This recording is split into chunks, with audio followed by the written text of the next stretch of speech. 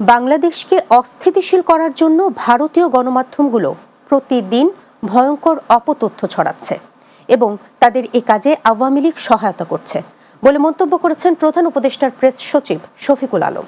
শুক্রবার সকালে Chittagong press club ও সিএমইউজের উদ্যোগে অনুষ্ঠিত জুলাই বিপ্লব পরবর্তী বাংলাদেশ গণমাধ্যমের চ্যালেঞ্জ শীর্ষক আলোচনা সভায় প্রধান অতিথির বক্তব্যে তিনি এ মন্তব্য করেন।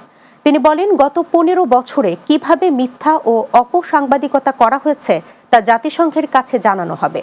চট্টগ্রাম প্রেস ক্লাবের সদস্য সচিব জাহিদুল করিম কোচির সভাপতিত্বে এ সময় বক্তব্য রাখেন বিএফইউজের ভারপ্রাপ্ত সভাপতি ওবায়দুর রহমান শাহিন, মহাসচিব কাদের গনি চৌধুরী ও ডেপুটি প্রেস সচিব আবুল কালাম আজাদ মজুমদার সহ অন্যরা।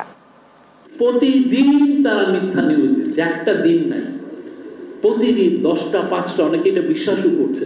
ভালো ভালো না, ওটা তো ভালো মিডিয়া, ইন্ডিয়ার একটা মিডিয়া এটা দিয়েছে, অতএব নাম করা মিডিয়া এটা দিয়েছে, কিন্তু এটা যে একটা ভয়ঙ্কর রকমের অপতথ্য এবং বাংলাদেশকে যে তারা একটা ডিস্টেবিলাইজেশন করতে চায়, এটা যে মূল উদ্দেশ্য এটা তো আপনি বুঝছেন না, কিন্তু তার মূল উদ্দেশ্য হচ্ছে যে আমাদের নামে বারবার অপতথ্য ছড়ানো।